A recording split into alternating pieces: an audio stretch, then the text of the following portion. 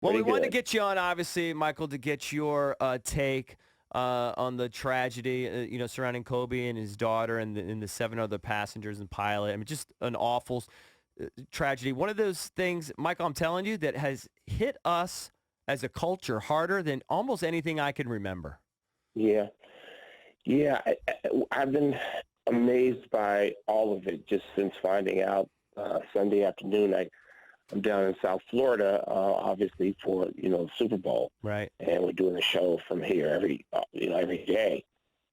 And the one thing that the only thing I anticipated, I went to China this summer, and I got a chance to just see how people in China adored and worshipped Kobe Bryant. Mm.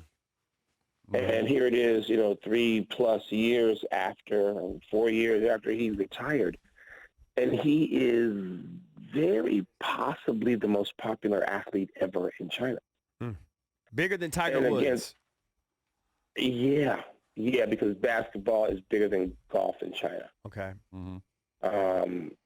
And I wasn't there all that long, but I mean, it's just amazing the impact he had there, and so much of it has to do with, I've told the story, so forgive me if you've heard already, but at the end of Kobe's career, a bunch of journalists were coming in from all over the world to interview him, and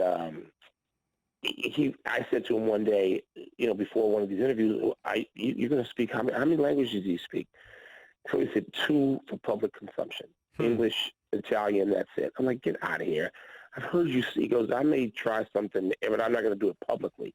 I'm going to embarrass anybody or offend anybody by butchering the language. I'm not going to do that. So he's doing interviews. He's done most of them, obviously, in English and a few in Italian.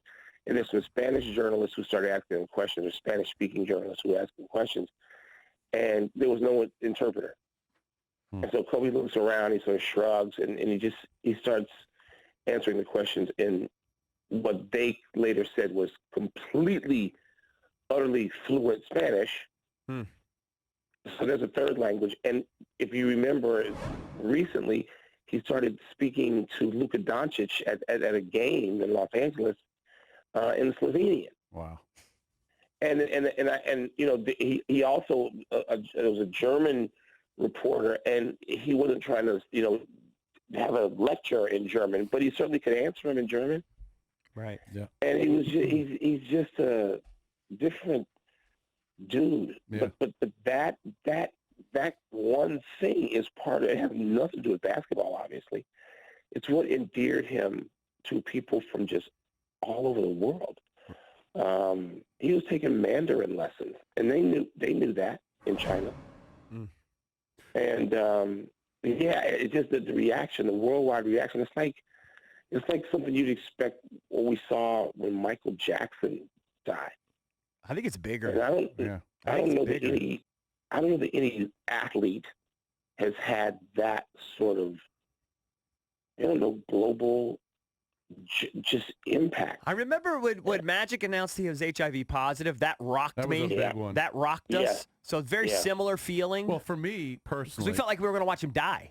Yeah, it was crazy. Because back then, no one was surviving it at the time. Yeah. At the time. Yeah.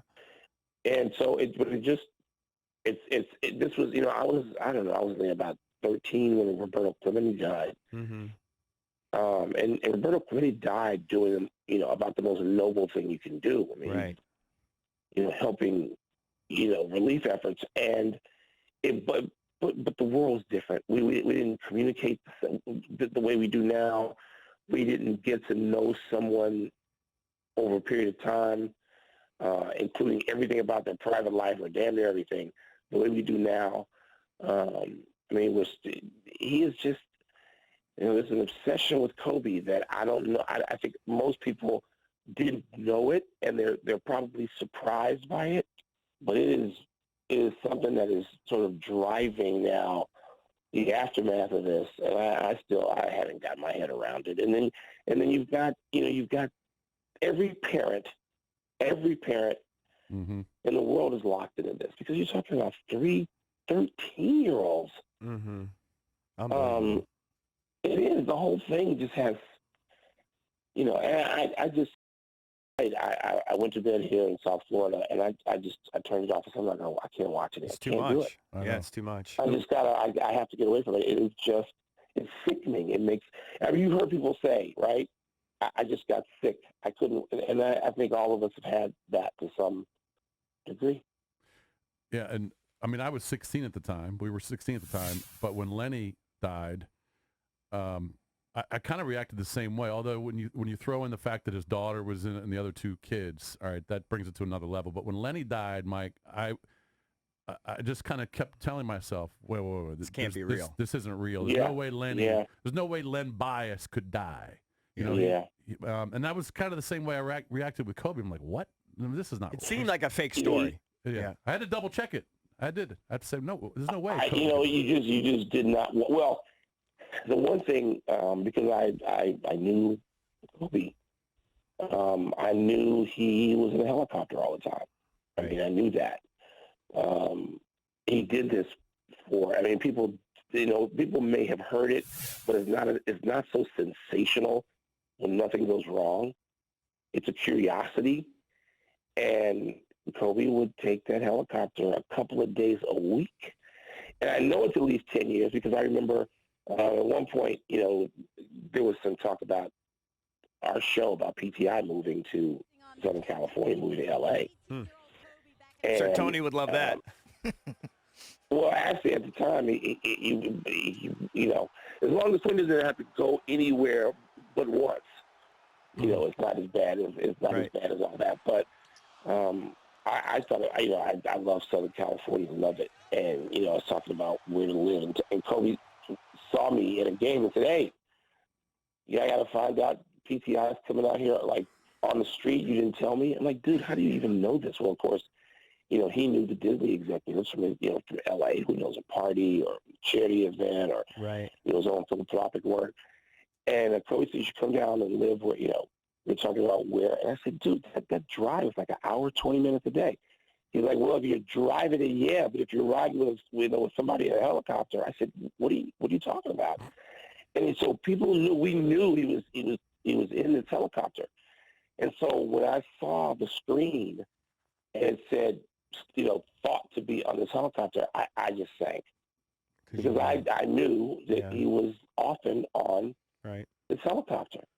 And it's still, even though you know it, it is just something I cannot wrap my head around. Did you know if he had any close calls prior to the accident, or I'm guessing he had no real fear of flying? I bet he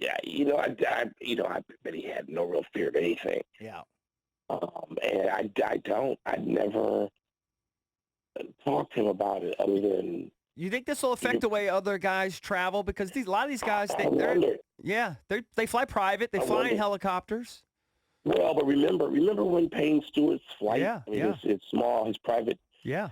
And we wondered about that then, right? That's been what, 2022, 21, like 1998 or 1999. And maybe did it affect the way people with money travel? No, it didn't. Right. It didn't. I don't know. This does though. This is so spectacular and unbelievable that maybe. But I don't know how many people are taking helicopters. I mean, private flying is one thing. Helicopters? I know. And that was like a badass helicopter. I've been in a helicopter twice in my life. Did you like it? I was terrified, and I fly at the drop of a hat. I mean, I hop on a plane. I hop on a plane, with the ease that I get into small planes, private planes, no big deal. I don't do that often, but I've done it, and no big deal. But I've never been in. Yes, I have. I've been in a couple of really small ones, but I've only been in a helicopter twice. And one time was in Alaska. Right. And I was like, let me just get out of this thing successfully, right? Yeah, exactly. So to me, that's a whole different deal than even a small private flight. Right. You know what? Oh, man. Well, then the reason he gave, was spend more time with the family, right? Was even more devastating because he said, I was spending so much time on the road, 2 hours to and from practice or whatever it was. Yeah. That makes sense. I mean, he talked openly about it and why he did it, and it didn't seem to be, we look at the lives of, 30, 40 years ago, that show, The Rich and Famous, Lives of the Rich and Famous. You guys are too young to remember it. No, we remember that. No, we're not. We're not that young. Was it We're all Robin? turning You guys are 50 pretty this year. young. Who was the host? Robin? Robin Leach. Robin Leach. Of course. Robin Leach, Yeah. you do remember it, and you get a peek inside lives. Like now, we don't even, nobody even, you think you know all these things because people discuss things so openly.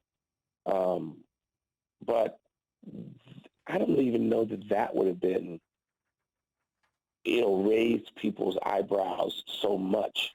And in this day and age, people just go, okay, well, yeah, he's doing it. Must be all right. One more thing before we let you go. You know Michael Jordan so well, and I'm wondering, from afar, like we're guys who never met Kobe Bryant. You had personal interactions with Kobe. We were just fans of his game, but he clearly modeled his game after Michael. It seemed like Michael took that well. Can you describe how that relationship developed over the years? Well, Michael has described Kobe. I think in his statement that he issued on Sunday, he used the words "little brother." I think, Right. and I know even if he didn't use them, I know that was the relationship. And Kobe was as fascinated with Michael Jordan as the rest of the world was with Michael Jordan, especially during Kobe's early years. I mean, he talked to Michael all the time.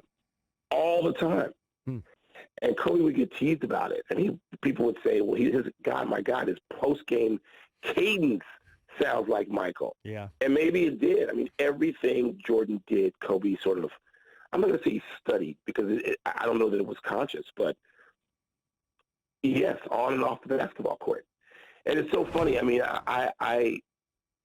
Kobe knew that I had covered Michael. And he knew that I was one of those people. This is like LeBron, just 20 years ago, 15 years ago. I was never going to say that Kobe was as good as Michael Jordan. I just wasn't going to say it or write it publicly. And I would say no. I mean, while I think he's one of the, I don't know, 5 or 6 or 7 best players ever in the history of the league, I wasn't going there. And it was such a thing. It was like this whole thing with the GOAT with LeBron and Jordan now. But after some games where Kobe would have a 45-point game or something incredibly spectacular, and if I was at the game, Kobe would come over and he'd bump me or elbow me, and he'd lean over where only I could hear it, and he would say, what would your boy have done tonight? Would your boy like that game? What would your boy have done? Would your boy have a better game than me tonight? And with a smile, and it was something, it was like just a little game. He loved Jordan. And some people, he didn't want anybody to hear it because he knew what he suspected people would take it the wrong way, as if this was mocking. And it wasn't. It was anything but. And and I could discuss it with him. And I tried to, I said, let me write about this. Let me talk about this. At the time, he's like, no, I'd get killed. I'm like, you're not going to get killed. He said, yeah, no. I get crushed if people knew. And I couldn't talk, I couldn't talk him out of it. But it was funny. It was just a little thing, and people would ask me if they saw this. They were like, "What is Kobe saying to you?" I'm like, "I'd make up some, small tale." But he loved Michael Jordan. Mm-hmm. He loved him, and they were close.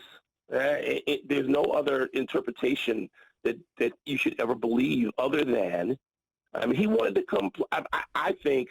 When he talked about playing in Chicago, why did he want to be traded to the Bulls? Because that's where his idol had played. And so I know that this has hit Michael as hard, if not harder. And their families were at least Michael. The two men were close to each other's families, and Michael's got 2 young daughters now. I'm forgetting how old they are, but we're talking single digits. Right. Michael, And the whole thing is just we keep going back to the word unthinkable, and that's what it is. Wish we had more time to spend with you. We always appreciate when you share some time with us. This is Michael Wilbon, co-host of PTI, NBA analyst for ESPN. Thank you, buddy. Appreciate the time, man. Really appreciate it. Thank you, guys. Appreciate it. All right, take care, Mike. It's Mike Wilbon checking in from South Florida, the site of Super Bowl 54.